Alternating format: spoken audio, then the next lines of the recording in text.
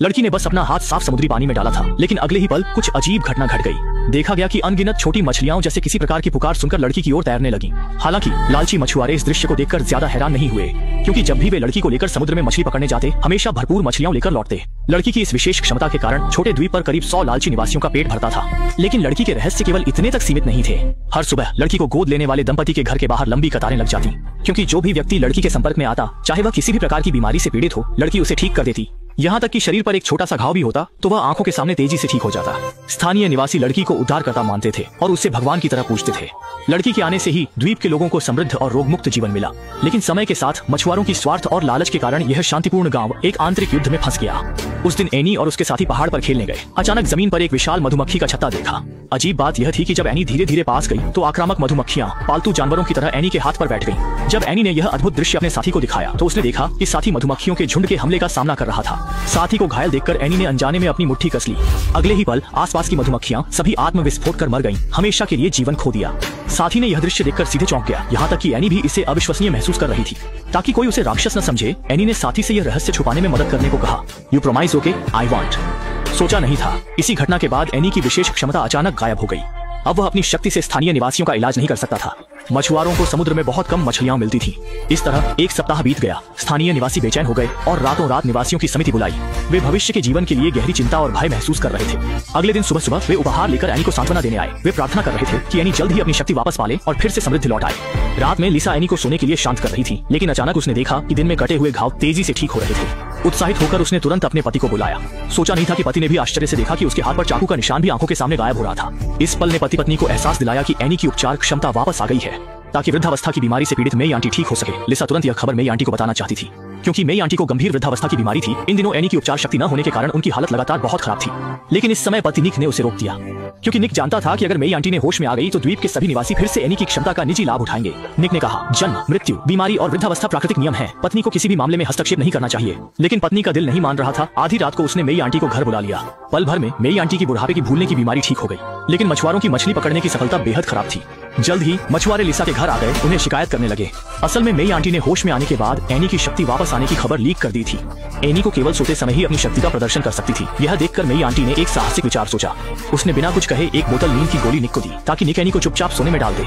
इस तरह द्वीप के सभी लोग स्वर्ग की दी गई कृपा का आनंद ले सकते थे। शुरू में निक ने इस बात को अस्वीकार कर दिया, लेकिन पत्नी ने लगातार उसे उकसाया। जस्ट लाइक फेस्टेशंस व्हेन यू रिमेंबर। अंत में निक ने इस बात को मान लिया।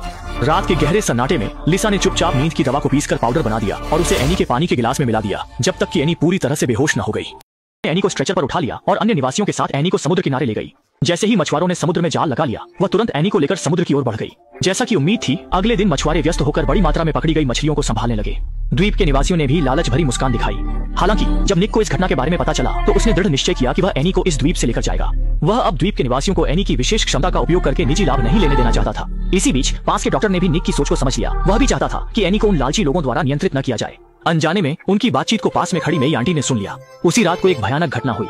रात में डॉक्टर जैसे ही क्लिनिक से घर लौटा, उसने अचानक पाया कि मेई आंटी उसके घर में लंबे समय से इंतजार कर रही थी। उसे बिल्कुल नहीं पता था कि मेई आंटी उसके घर में क्या करना चाहती थी, इसलिए उसने बिना किसी तैयारी के मेई आंटी द्वारा तैयार की गई रेड वाइन पी ली। अगले ही पल मेई आंटी अजीब व्यवहार करने लगी और कहने लगी कि यह सब पूरे द्वीप के लिए है। शुरुआत में डॉक्टर ने मेई आंटी की बातों पर ध्यान नहीं दिया, लेकिन जैसे ही मेई आंटी ने मुड़कर जाने की कोशिश की, डॉक्टर के पेट में अचानक तेज दर्द हुआ।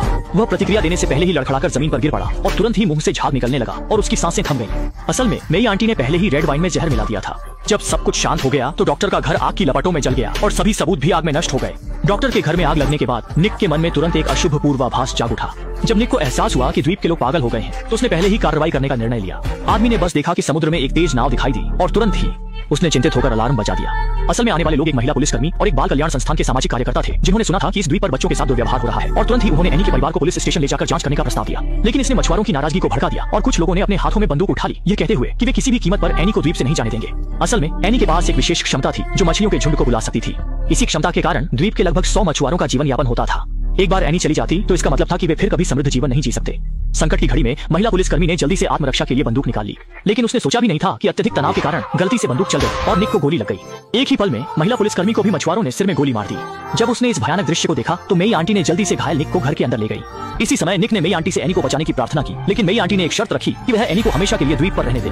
निक की प्रतिक्रिया मिलने के बाद मेई आंटी ने जल्दी से नींद की गोली का गिलास लेकर ऊपर चली गई और लीसा को एनी को इसे पीने के लिए मजबूर करने के लिए कहा। इस समय एनी को बिल्कुल नहीं पता था कि क्या हो रहा है और उसे तुरंत बिस्तर पर दबाकर जबरदस्ती दबा दी गई। इसके लिए एनी को मजबूरन जी जान से संघर्ष करना पड़ा। जैसे ही एक तीखी दर्दनाक चीख गूंजी, एनी की दोस्त अचानक बंदूक लेकर अंदर आ गई। उसने सभी से पूछा कि क्यों।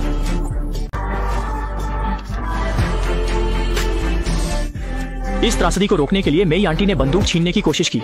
सोचा भी नहीं था अगले ही पल एनी की दिल दहला देने वाली चीख के बाद घर में सभी लोग शांत हो गए।